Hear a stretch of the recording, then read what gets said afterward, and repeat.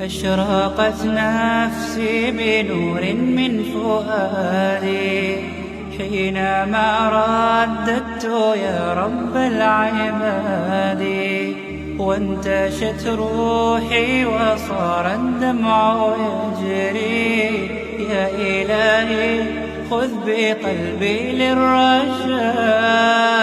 أشرقت نفسي بنور من فؤادي حينما رددت يا رب العباد،